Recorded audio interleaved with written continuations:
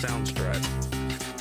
10, 9, 8, 7, 6, 5, Soundstripe. 4, 3, 2, 1.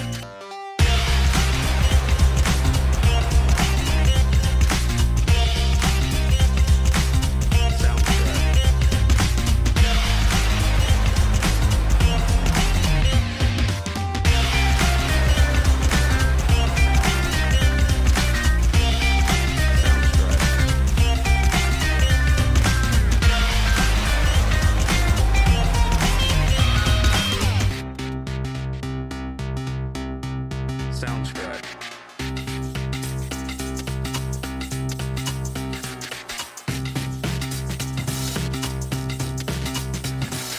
10, 9, Soundstripe. 8, 7, 6, 5, 4,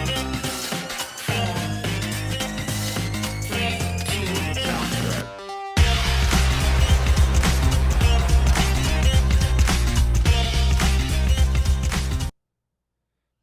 What's up, everybody? Welcome back to the Fly the W Studios here in Greenville, South Carolina. It is your boy, Chris Strub.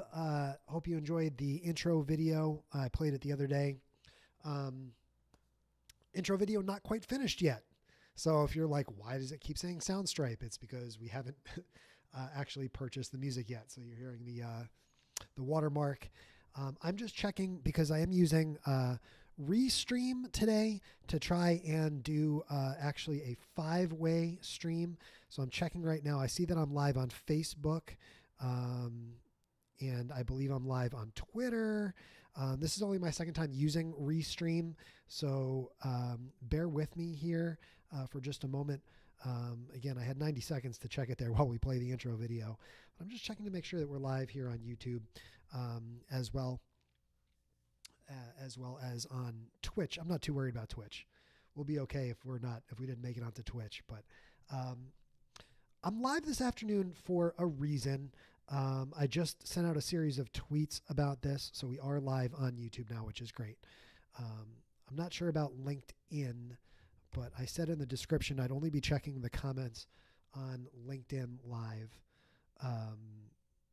That's only going to be the case if we are, in fact, live on LinkedIn, which I'm just checking super quick. I don't think that we are. No. So I'll try and keep an eye on your Facebook comments, although I can't put them on the screen. So here's what's happening. Last March, I spoke to Professor Anna Stumpf's social media class at Anderson University in Indiana. And before I spoke to that class, I told her that she could collect questions for me from the students that I would try and answer. And she was very gracious and very nicely collected all of those questions for me, which was really special. And, you know, listening to Marcus Sheridan speak at Social Media Marketing World this year, 2020, back in March of 2020, and now reading his book, which I have it right here.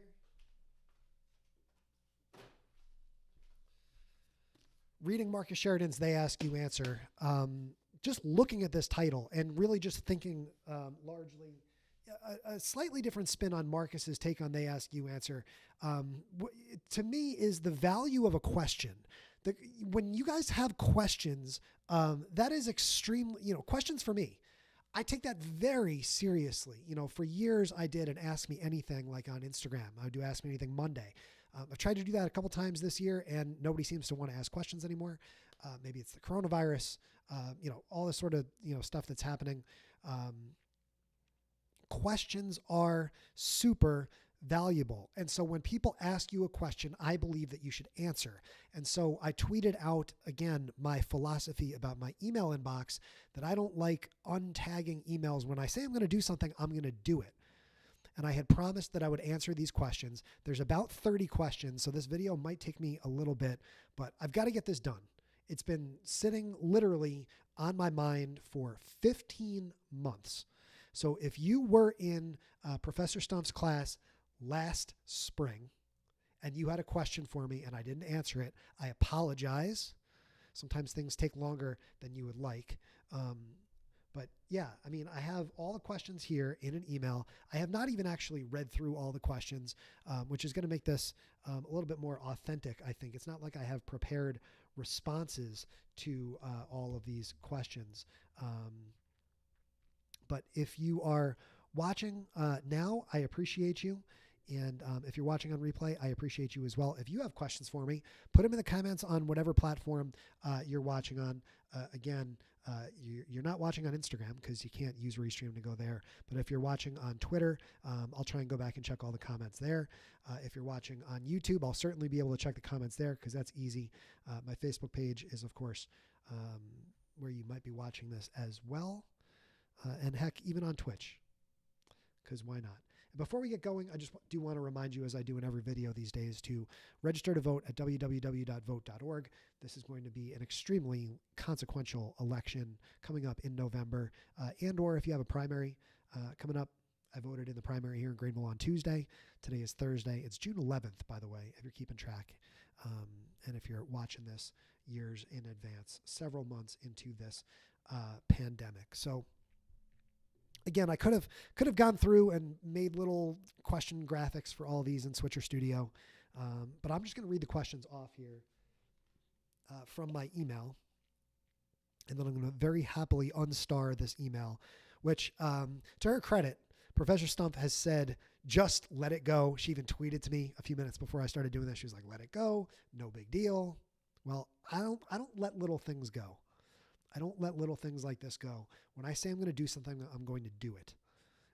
When I tell somebody I'm going to do something, I'm going to do it. It may take me a while, but I'm going to do it. So, again, these are questions from a social media class at Anderson University asked last spring. First question. What are some common social media mistakes you see influencers/businesses make constantly, or maybe just some general things you'd advise to avoid doing on social media? I would say getting caught up in the number of followers. I always emphasize that we are all famous to a few people, a quote that I attribute to my buddy Joe Wilson at Joe Wilson TV on Twitter. Businesses in particular get caught up in the metrics, in the numbers, and that's just a problem. There are a lot of people with 100 followers or less on any platform that are extremely influential, and oftentimes it's because of the work that they're doing outside of social media. So in many ways, if you're spending all of your time just trying to build an audience on social media, I'm going to make the case both for your business and from an influencer perspective. What are you really doing? Show me some substance. Focus on the actual work that you're doing. That's why I did something like 50 States, 100 Days. That's why I work with the Giving Days. What are you doing? Let social media, there's a Seth Godin quote about this, that I've used in a few different presentations as well. What you're doing on social media shouldn't really be what you're trying to do. It should be a source of light that you're going to shine onto what it is that you're doing. I know I just butchered that quote like crazy. I'm sorry, Seth. And this was only question number 1, but that's the idea. Do something. Do something substantive. And then talk about what you actually do on social media. I'd love to know more about Big Give in general and what makes you so passionate about it. Giving Days are the best. Giving Days are awesome. This is why I have pivoted into, really trying to be the Giving Day guy. I'm very fortunate to work this year with 6 Giving Days, including the Big Give down in San Antonio. Giving Days are really a wonderful way for nonprofits to gain a whole lot of attention and a whole lot of new donors, and for all of these nonprofits and community members to come together and celebrate their community. So if you go to givingdayguy.com and you read some of the stuff that I've written about, for example, Give Local York 2020, it's just a remarkable community-wide celebration that ends with a lot of happiness because all these nonprofits are often exceeding their fundraising goals, which really helps their sustainability throughout the year. So, I was reading this morning, Donor Care by John Hayden. I should have grabbed both the books that I have over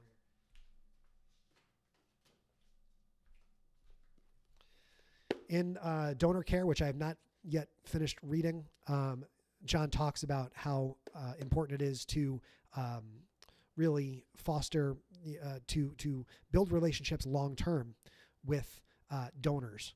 But he specifically says, and I tweeted it, this is not a book on how to acquire new donors. I think I could, and I don't know that I'm going to, but I could write a book about how giving days are the perfect way to acquire new donors for nonprofits. And when you work in the nonprofit space, the words new donors are a really special phrase and really a powerful phrase that a lot of nonprofits are trying to figure out, especially here in 2020. Check my text messages. Okay, Chris, it's clear that you value social media, but also value the disconnect as well to work on things like your book. When feeling the need to disconnect, do you think there's a good period of time one can use to detach themselves from social media without losing some of the credibility, brand awareness, and even followers they've worked to gain?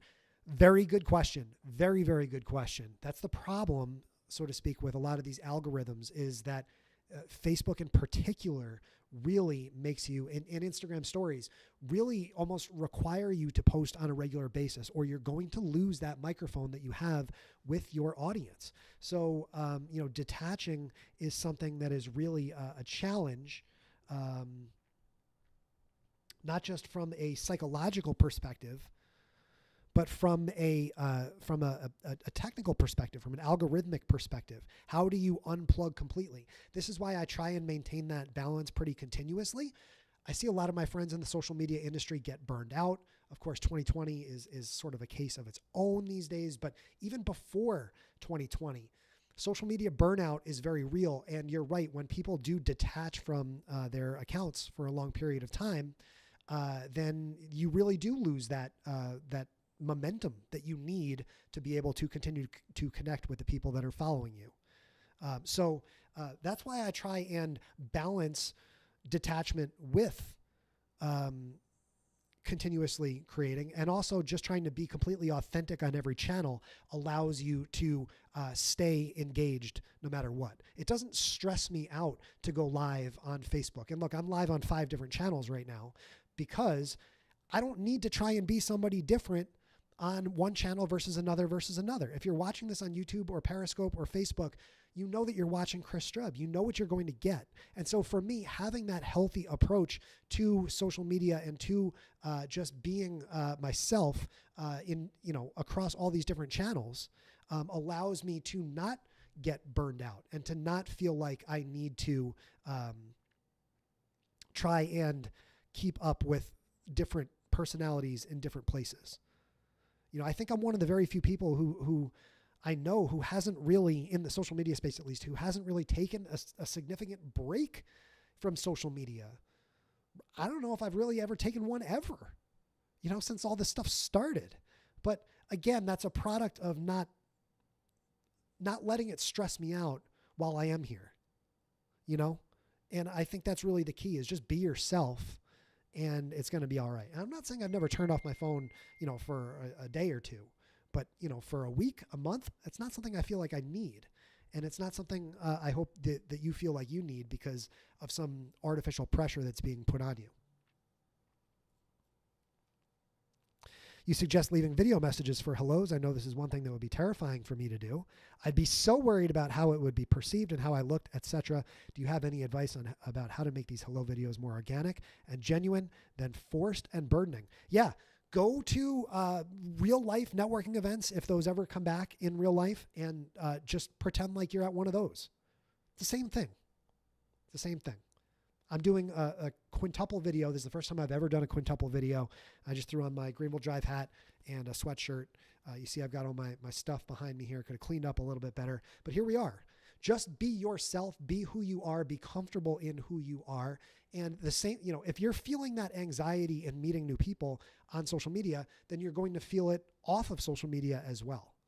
So when you just pledge to just be yourself, be comfortable with who you are, with what you're about, everything becomes a lot easier. You know, when you see me in the hallways at an event, you see me after I get off stage, it's just the same dude. And I find that the older you get, the more comfortable you start to feel with who you are across every channel. Okay, here we go. As someone who likes to quietly observe more than interjecting in a conversation on social media, I find it hard to push myself to do that. When you first started using social media, did it just come naturally to you, or did you have to really work to become comfortable with it? Boy, when I started with social media, again, I was on the waiting list. You know, when Facebook was only available to Harvard, you know, and then these different schools. I was still in college when Facebook really started. You know, when Twitter started, again, I had attached my Facebook page to my Twitter account. Don't really recommend doing that either. You know, so I think if you're asking when I first started specifically, did it come naturally to me? I don't think that it came naturally to anybody when I first started, because everybody was just starting. Now, you as a college student or a college grad have that built-in opportunity to learn from, you know, people like me who have made mistakes over the last 10 years. And I urge you to do that.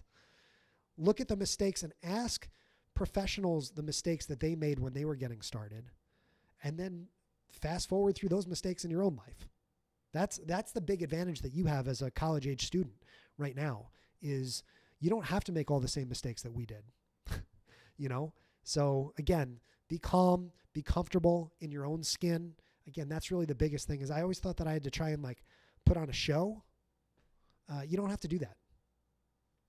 Because you're on social media so often, do you ever find yourself needing a break from it? Would you ever consider taking a social media detox, or do you think that would hurt your brand / social media accounts? I don't care about hurting my social media accounts. So Chris comes first. Your own health and safety and your psychological well-being comes first. Prioritize that.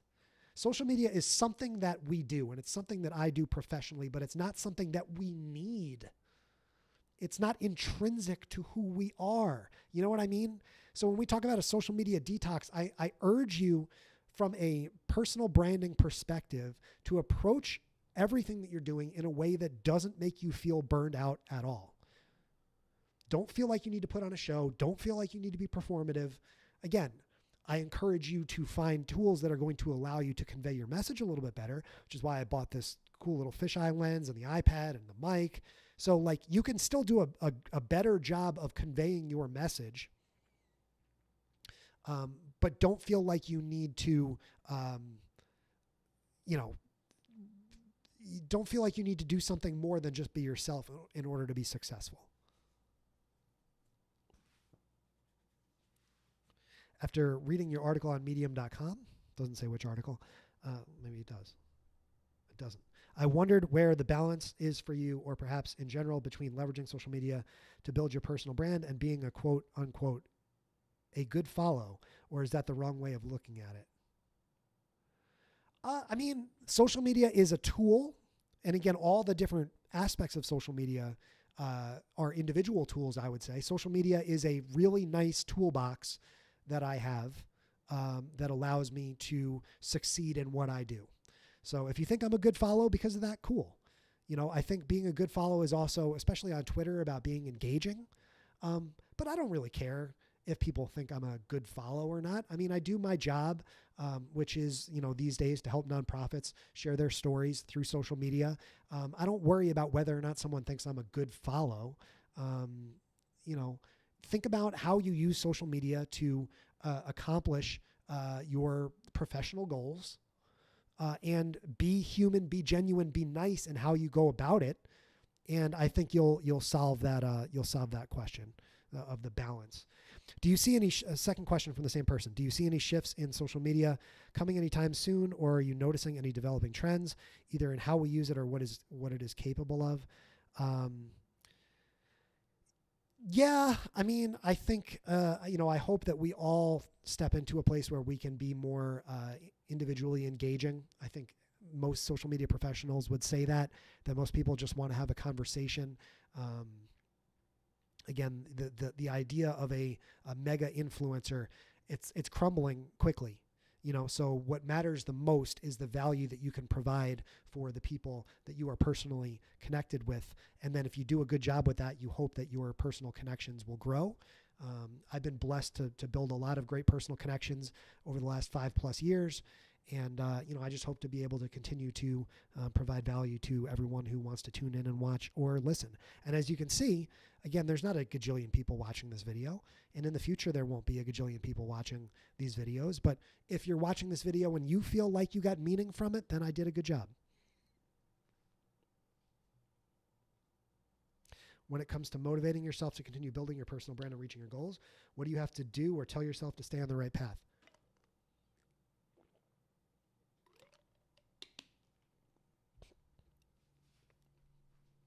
Well, I really think about all the people that have told me over the years, and I'm very blessed in this fashion to have made an impact in a lot of people's lives. And for me, that's really the fuel that keeps me going year over year is, knowing that I'm willing to, step up and, speak out in ways that help other people. And that's made it really easy for me to want to continue to, as fans, I would say, push the damn button to keep on going. I also have career goals, aspirations. Again, with all the travel that I've done with nonprofits, especially with the Salvation Army back in 2017, I want to be able not just to tell stories of what I see, but I want to be in a position to solve problems. That is what fuels me to want to be more profitable, quite honestly, is, the more work that I can do, the more I'm going to be able to give back and help solve some of these problems that I learn about in every giving day that I work or every road trip that I go on.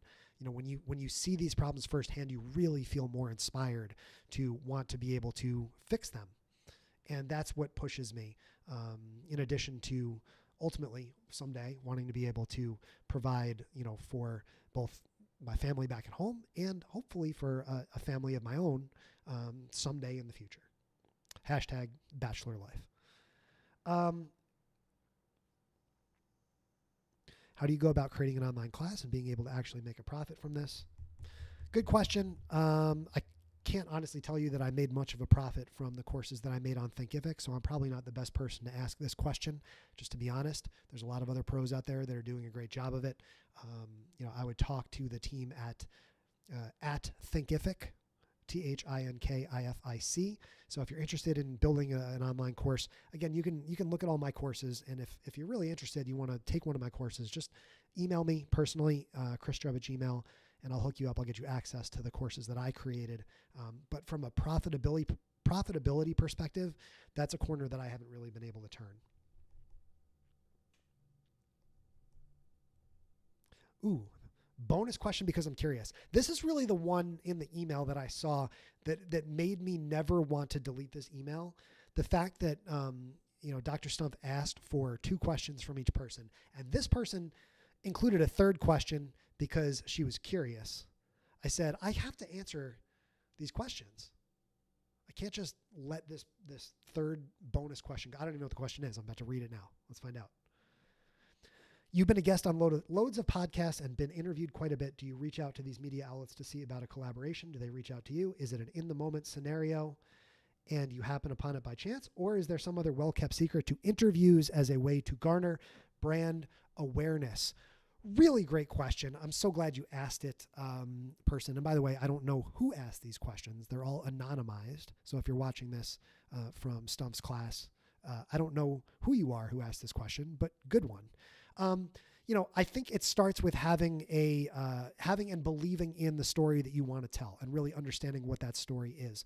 So I've done dozens of podcast interviews and video interviews, even just specifically about 50 states, 100 days.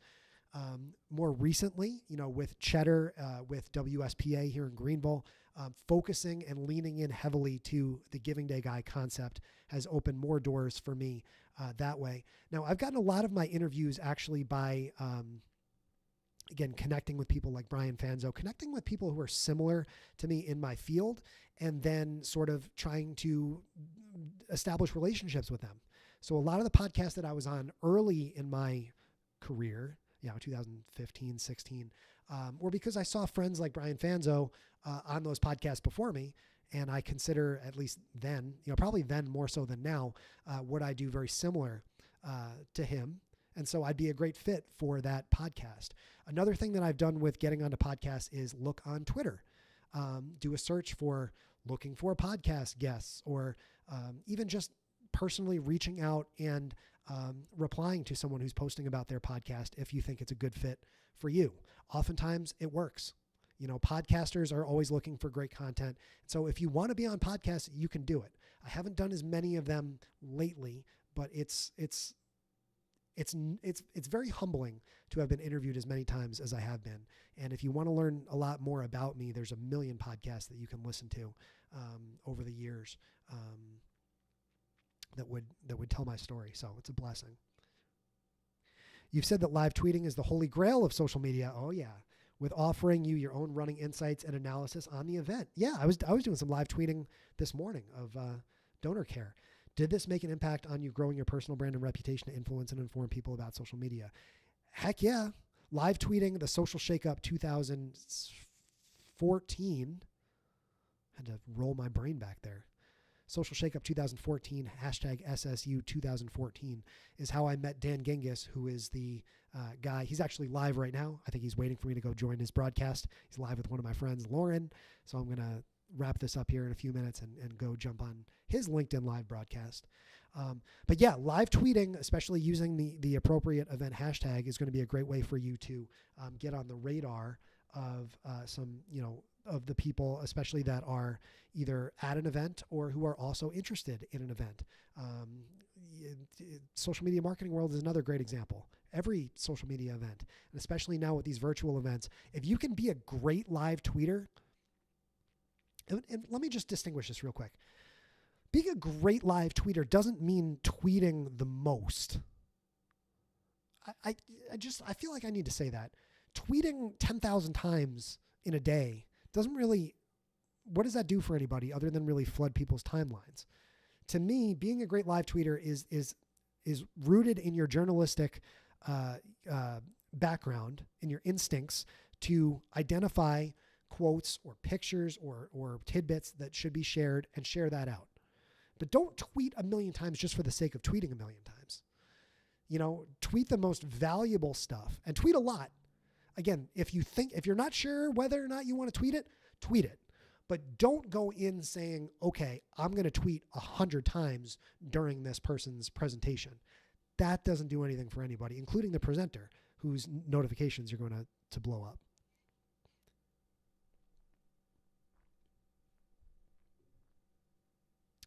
What importance did you see in live streaming all 50 states rather than just doing more populated states? For instance, you could have focused on states with big cities, or did you just want to do all 50 states? Part of the marketability, so to speak, of 50 states, 100 days is the title. 50 states, 100 days. It's not 42 states in 88 days. It's not 17 states in 22 days. It's part of the reason why the Salvation Army Fight for Good tour was 25 states. It was not 25 states when it was first presented to me. And I said, let me go to 25 states, because you want it to be simple and easy to remember. I also think in terms of tackling America, there's something special to be said about going to all 50 states, really keeping your ear to the ground in all 50 states. So, for me, think about how you would describe your work or your project to somebody else. If you just want to do the Route 81 corridor, then make sure you can succinctly call it something fun that when that person is describing what you do to somebody else and you're not there, what will they say? For me, I know that if you know the 50 States 100 Days story, then you can very easily say to somebody else when I'm not part of the conversation, oh yeah, today in class, the 50 States 100 Days guy came and spoke to us. That's a lot different than, oh yeah, we had a traveling social media consultant who's been to 9 states. You know what I mean? So it's as simple as that. What is the bubble wrap? What is the package? What is the nice little bow that you can tie the package up in that other people can talk about what you do? 50 States, 100 Days. I mean, it's for many people most people who know me haven't read the book. Most people who know me, there's the book, by the way, if you want to check it out, 50states100days.com. Most people who know me haven't read the book. Most people who know me haven't seen the film. But a lot of people know me as the 50 States 100 Days guy. It rolls off the tongue. It's easy. It's simple. And it's easy to remember, and it stands out. That's why I did 50 States. How have you continued to build your personal brand over the years, and how has your brand matured as you've gotten older? It's a process. You don't wake up one day and you have a personal brand. You don't graduate from personal brand university, although I'm sure that's out there somewhere. Your personal brand is always a work in progress. And to me, my personal brand has grown as I've evaluated certain things that I do with my time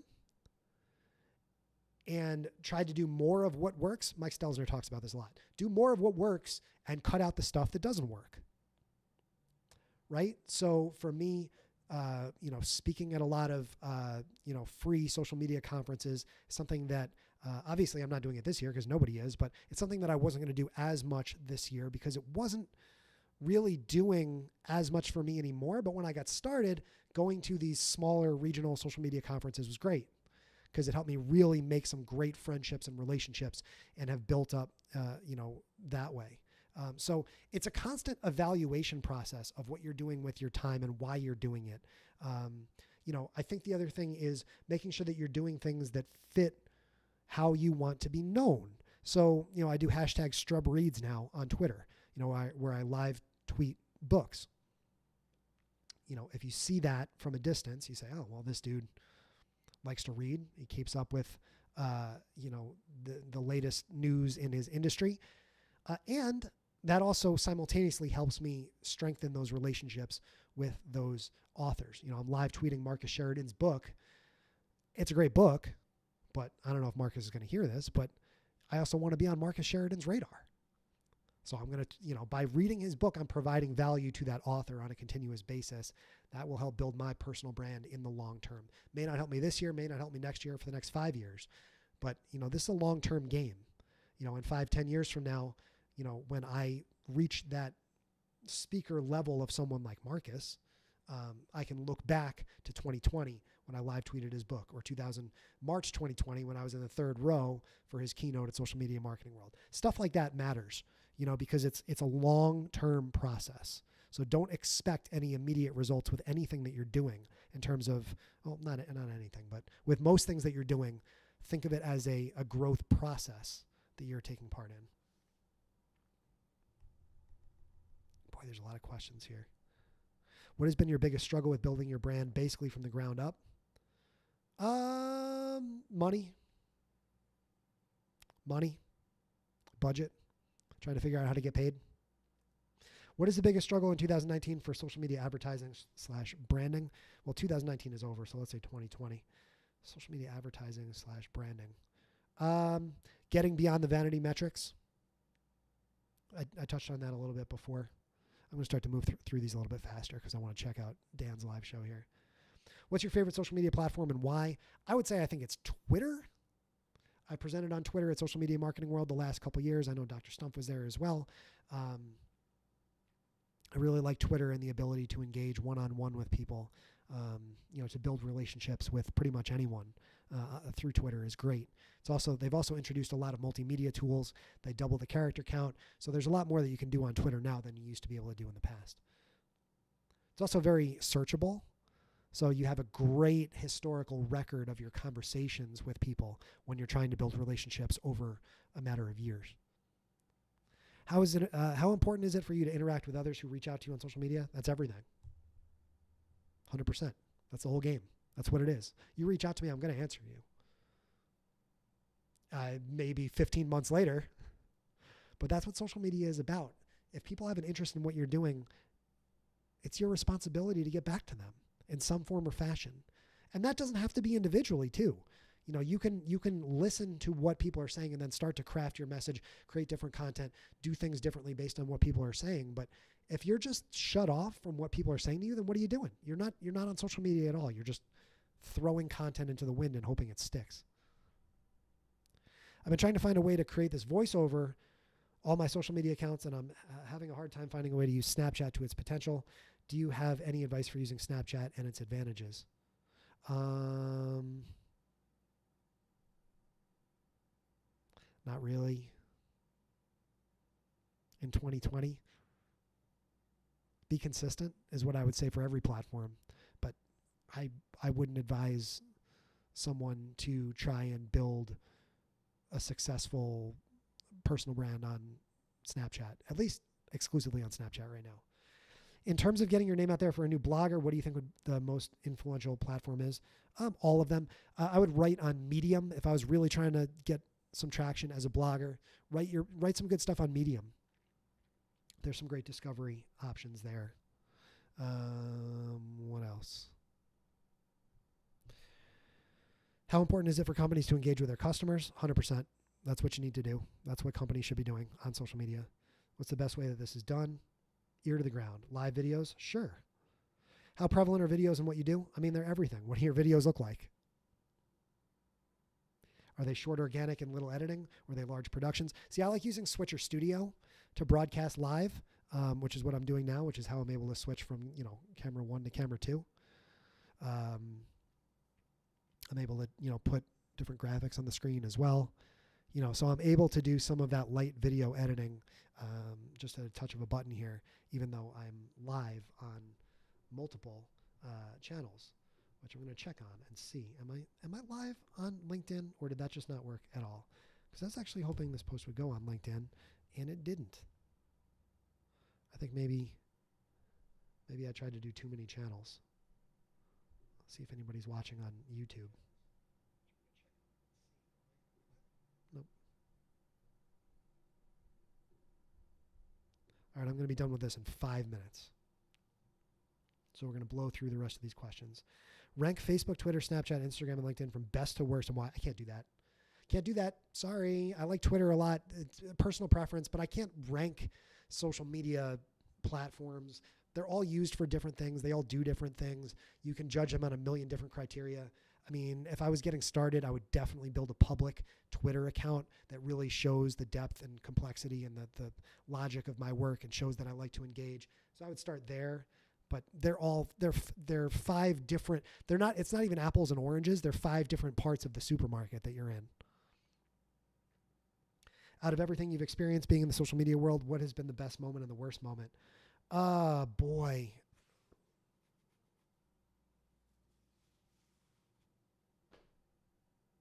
I mean, the best moment, I think, is that feeling when somebody reaches out to you and says that your message changed their life, which has happened to me a bunch of times. People saying that my book changed their life, changed the way they approach things.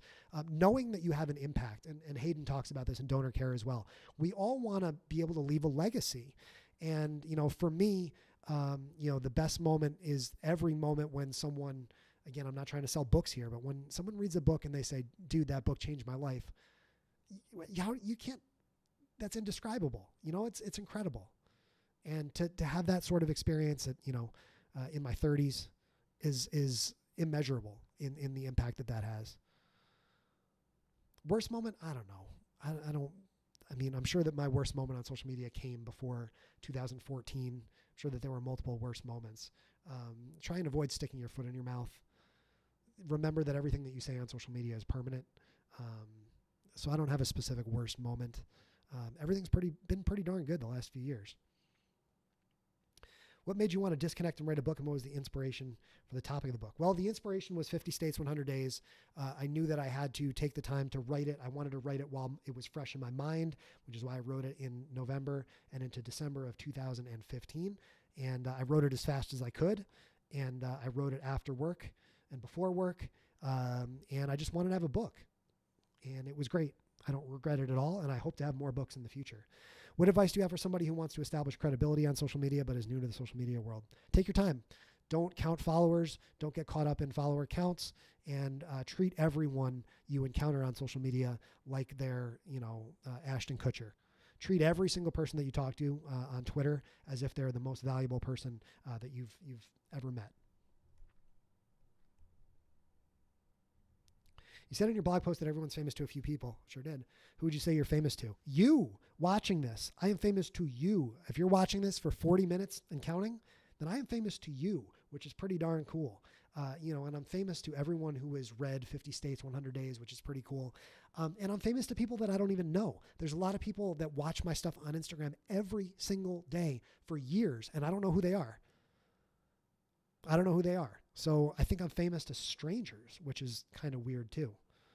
Why is that your target audience? It's not necessarily my target audience. I want to be famous in the Giving Day space, which is why I'm focusing so much more on calling myself the Giving Day guy. If everybody who runs a Giving Day in America knew who I was, I'd be in phenomenal shape. That's why I focus on what I'm doing. I'm trying to focus more on my clientele.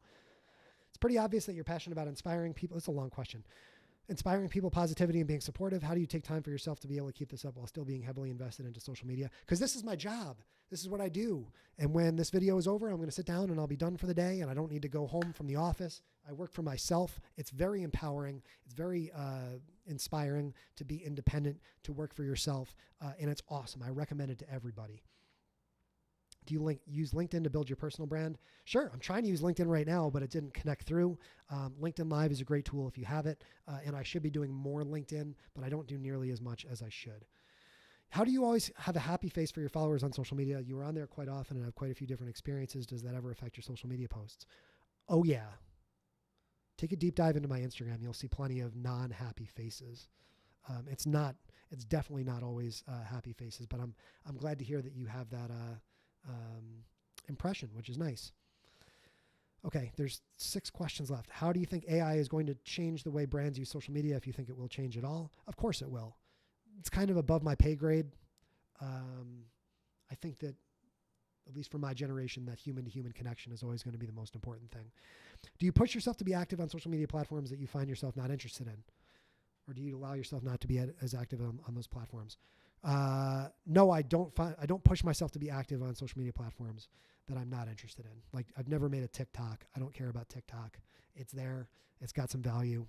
I'm not gonna psychologically twist myself into pieces. Now, if somebody called me and said, Chris, I want you to build us a TikTok strategy and I'll pay you this, then hell yeah, I'll do it. There's a distinction, but I'm not going to do it just for the sake of wanting to be part of the club. Does that make sense? Like, if there's work to be done and you want to pay me to do it, then let's do it. Careful distinction there. What do you think the future of social media will look like? I answered that before. What helped you the most in gaining a strong social media presence when you were first getting started? Answer that before. Have you found a balance between social media remaining present in everyday life? Answer that before. What's the most challenging thing you came across when working all your different projects? Money. So I answered that before too. I thought there would be more repeat questions. That's why I thought this would go a little bit quicker. You've obviously had lots of experience. So what is your number one piece of advice for a new entrepreneur? If you could go back and tell yourself something you know now, what would it be? This is the last question.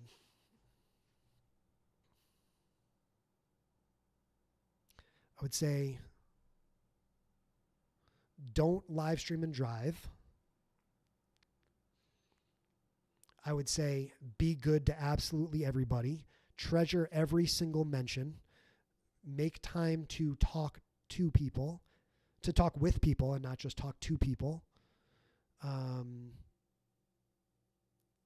I don't think that I would really do, especially since, 2014, 2015, I really wouldn't do all that much differently because you have to learn by making mistakes. And I've never been shy to learn by making mistakes. So try it.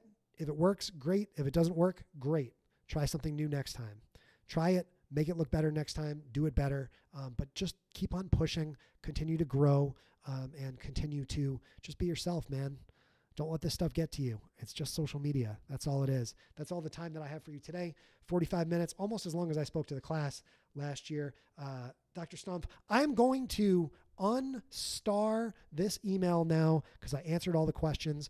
Thank you guys for watching. Again, my name is Chris Strub. You can follow me on Twitter at Chris Strub. You can follow me on Instagram at Chris Strub. You can subscribe to my YouTube channel at Chris Strub. Please do that. if you can do one thing, subscribe to my YouTube channel would be really nice. And for now, it's Chris Chubb, the Giving Day Guy, signing off.